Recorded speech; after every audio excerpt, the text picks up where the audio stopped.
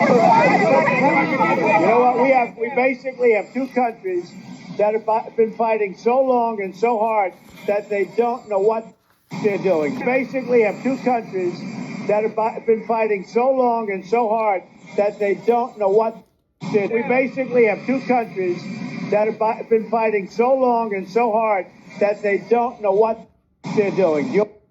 So this is what we're going to say today. This video is very important, kind of comical in fact, and kind of sad. Fucked into the record. How fucked up became America's word. From Shanahan's F-35 blowup to Trump's war rhetoric. Patrick Shanahan, under Donald Trump the first time, and I apologize for it being backwards, he was Deputy Secretary of Defense under Donald Trump, and he was inquisitioned about the F-35. And he said it was fucked up, and then he said it was awesome. Right then and there in 2017, the term fucked up was put into the National Registry in Washington so that we, the people, can utilize that as free speech. And it's federally recognized by Patrick Shanahan. Now we continue on. That was President Trump talking about the Israeli and Iranian conflict. So goes fucked into the record. How fucked up became America's word, from Shanahan, Patrick Shanahan, F-35 blowup, to Trump's war rhetoric. Featuring commentary by QA expert Daryl Guberman, 40-plus year experience. Ladies and gentlemen, my fellow citizens, today we confront a linguistic moment that marks a turning point in our national discourse. In 2017, during a fierce congressional inquisition about cost overruns and reliability failures in the F-35 program, Acting Secretary of Defense Patrick Shanahan dropped a bombshell in congressional halls. He called the F-35 fucked up. Not the aircraft itself, which he labeled awesome, but the program around it. Cost escalation, delays, management chaos. That phrase echoed across the Pentagon and beyond. Fast forward to June 24th, President Donald J. Trump descends upon the global stage in The Hague. Visibly furious at the breakdown of Israel and Iran ceasefire, he laid into both nations with a scathing blast. I played it for you, but he said, they don't know what the fuck they're doing. The same description fucked, now woven international leadership's portrayal of high-stakes geopolitical turmoil, from F-35 costs to war strategic void. This evolution from Patrick Shanahan's bureaucratic wrath to Donald Trump's presidential outburst marks a cultural milestone. The word fucked has leaped from the Pentagon briefings into the Oval Office rhetoric, landing smack in the middle of America's public lexicon. What does this signify? Number one, authenticity over polish. Gone are the veils of diplomatic restraint. We now expect raw, unfiltered speech, even from our highest offices. Permission granted.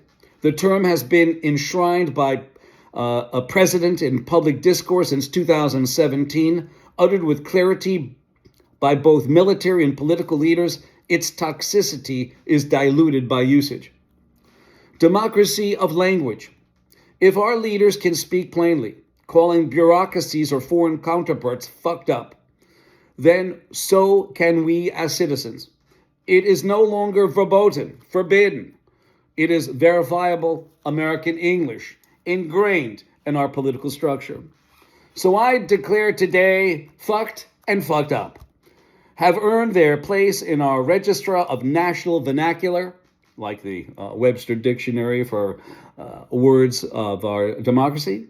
From Capitol Hill in 2017 to NATO summits in 2025, the word bridges context, bureaucratic failures, warfare missteps, global turmoil. It is now part of our linguistic toolkit, accessible, acceptable, even necessary for truth-telling.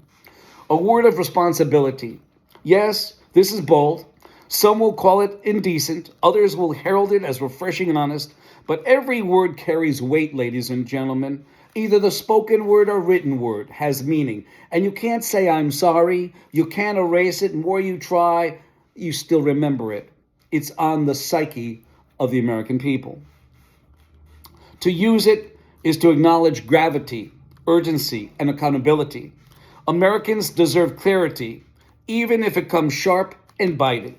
And in closing, ladies and gentlemen, let us accept the language that our leaders have normalized. Let us speak candidly about what is fucked up, what is fucked in our world, from mislocated defense budgets to mounting global conflicts, and let us do this so with civility, clarity, and purpose. Because if we're to solve what's fucked or fucked up, we must first be willing to name it. And I thank you. This is Daryl Gilberman, 203-556-1493. And the last thing I'm going to do is play Donald Trump being inquisitioned and being pissed off at Israel and Iran. You know what? We basically have two countries that have been fighting so long and so hard that they don't know what they're doing. We basically have two countries that have been fighting so long and so hard that they don't know what they're doing. We basically have two countries that have been fighting so long and so hard that they don't know what they're doing. I thank you.